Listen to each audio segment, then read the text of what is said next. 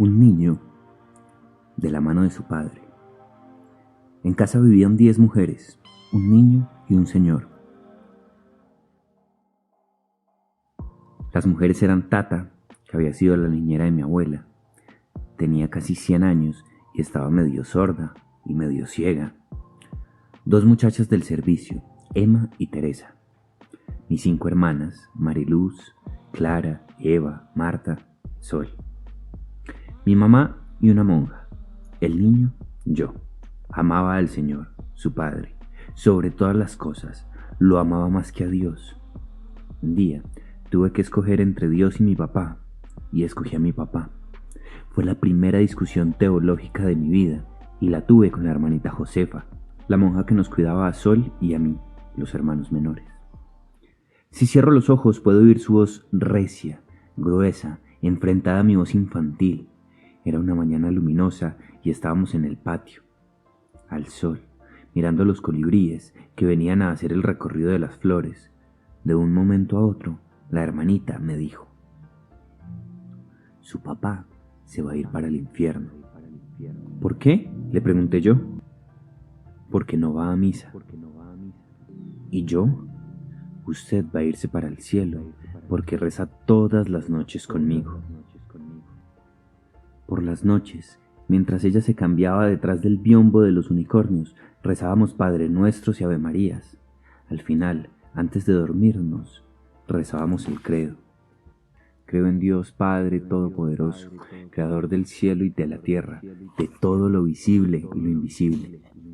Ella se quitaba el hábito detrás del biombo para que no le viéramos el pelo. Nos había advertido que verle el pelo a una monja era pecado mortal. Yo, que entiendo las cosas bien, pero despacio, había estado imaginándome todo el día en el cielo sin mi papá. Me asomaba desde una ventana del paraíso y lo veía él allá, abajo, pidiendo auxilio mientras se quemaban las llamas del infierno. Y esa noche, cuando ella empezó a entonar las oraciones detrás del biombo de los unicornios, le dije: no voy a volver a rezar. ¿Ah, no?, me retó ella. No. Ya no me quiero ir para el cielo.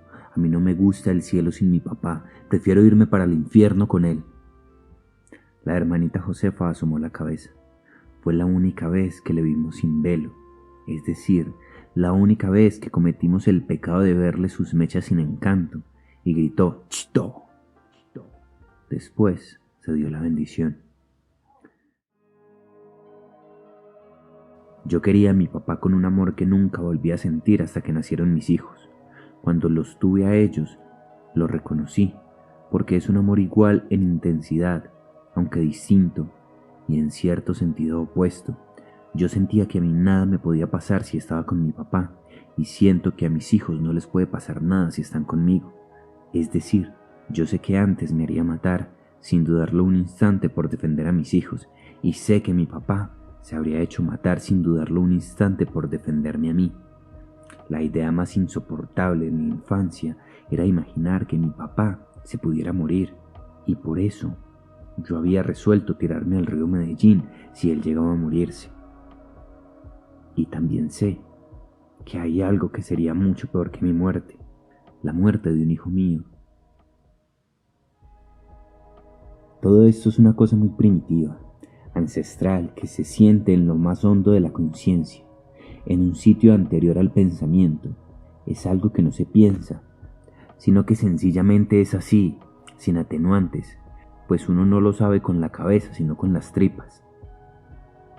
Yo amaba a mi papá con un amor animal. Me gustaba su olor y también el recuerdo de su olor sobre la cama. Cuando se iba de viaje y yo le rogaba a las muchachas y a mi mamá que no cambiaran las sábanas ni la funda de la almohada, me gustaba su voz, me gustaban sus manos, la pulcritud de su ropa y la meticulosa limpieza de su cuerpo. Cuando me daba miedo, por la noche, me pasaba para su cama y siempre me abría un campo a su lado para que yo me acostara. Nunca dijo que no. Mi mamá protestaba, decía que me estaba malcriando, pero mi papá se corría hasta el borde del colchón y me dejaba quedar. Yo sentía por mi papá lo mismo que mis amigos decían que sentían por la mamá.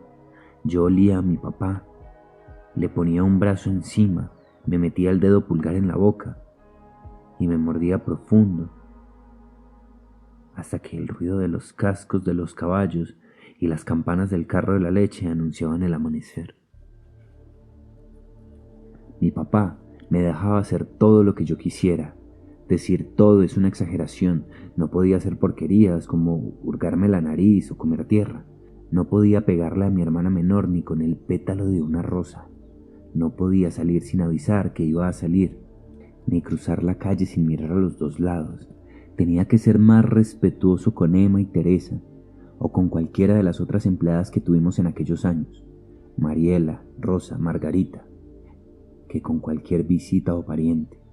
Tenía que bañarme todos los días, lavarme las manos antes y los dientes después de comer, y mantener las uñas limpias. Pero como yo era de una índole mansa, esas cosas elementales las aprendí muy rápido. A lo que me refiero con todo, por ejemplo, es a que yo podía coger sus libros o sus discos sin restricciones y tocar todas las cosas: la brocha de afeitar, los pañuelos, los frascos de agua de colonia, el tocadiscos, la máquina de escribir, el bolígrafo, todo sin pedir permiso. Tampoco tenía que pedirle plata. Él me lo había explicado así: todo lo mío es tuyo. Ahí está mi cartera. Coge lo que necesites. Y ahí estaba, siempre, en el bolsillo de atrás de los pantalones. Yo cogí la billetera de mi papá y le contaba la plata que tenía. Nunca sabía si coger 1 peso, 2 pesos o 5 pesos. Lo pensaba un momento y resolvía no coger nada. Mi mamá nos había advertido muchas veces: niñas. Mi mamá decía siempre niñas porque las niñas eran más, y entonces esa regla gramática, un hombre entre 1000 mujeres convierte todo en género masculino, para ella no contaba. Niñas. A los profesores aquí les pagan muy mal, no ganan casi nada. No abusen de su papá, que él es bobo y les da lo que pidan, sin poder. Yo pensaba que toda la plata que había en la billetera la podía coger. A veces, cuando estaba más llena, a principios de mes cogía un billete de 20 pesos mientras mi papá hacía la siesta y me lo llevaba para el cuarto, jugaba un rato con él, sabiéndome que era mío. Iba comprando cosas en la imaginación: una bicicleta, un balón de fútbol, una pista de carritos eléctrica, un microscopio, un telescopio, un caballo, como si me hubiera ganado la lotería, pero después iba y lo volvía a poner en su sitio. Casi nunca había muchos billetes, o a finales de mes, a veces, no había ni uno, ya que no éramos ricos, aunque lo pareciéramos porque tenemos finca, carro, muchachas del servicio y hasta monja de compañía. Cuando nosotros le preguntábamos a mi papá si éramos ricos o pobres, ella siempre contestaba lo mismo: niñas, ni lo uno ni lo otro, somos acomodados. Muchas veces mi papá me daba plata sin que se la pidiera, y entonces yo no tenía ningún reparo en recibirla.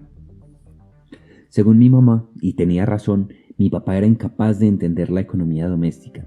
Ella se había puesto a trabajar en una oficinita por el centro, contra el parecer de su marido, en vista de que la plata del profesor nunca alcanzaba para llegar a fin de mes y no se podía recurrir a ninguna reserva, puesto que mi papá nunca tuvo ninguna noción del ahorro.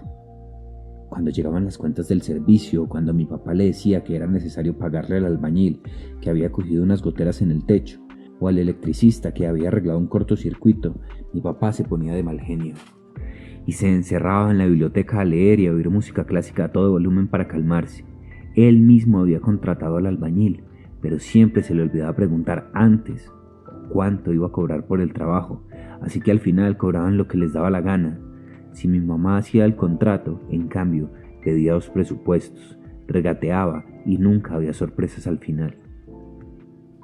Mi papá nunca tenía dinero suficiente porque siempre le daba o le prestaba plata a cualquiera que se la pidiera: parientes, conocidos, extraños, mendigos. Los estudiantes en la universidad se aprovechaban de él y también abusaban del mayordomo de la finca, don Dionisio, un yugo eslavo descarado que hacía que mi papá le diera anticipos por la ilusión de unas manzanas, unas peras y unos higos mediterráneos que jamás llegaron a darse en la huerta de la finca. Al fin logró que pelecharan las fresas y las hortalizas. Montó un negocio aparte, en una tierrita que compró con los anticipos que mi papá le daba, y progresó bastante. Entonces mi papá contrató de mayordomos a don Feliciano y a doña Rosa, los papás de Teresa, la muchacha que se estaba muriendo de hambre en un pueblo del noreste, Amalfi. Solo que don Feliciano tenía casi 80 años, estaba enfermo de artritis y no podía trabajar la huerta, por lo que las verduras y las fresas de don Dionisio se perdieron, y la finca, a los 6 meses, estaba hecha un rastrojo. Pero no íbamos a dejar morir de hambre a doña Rosa y a don Feliciano, porque eso habría sido peor. Había que esperar a que se murieran de viejos para contratar a otros mayordomos, y así fue. Después vinieron Edilson y Belén, que allá siguen, 30 años después, con un contrato muy raro que se inventó mi papá. Nosotros ponemos la tierra, pero las vacas y la leche son de ellos.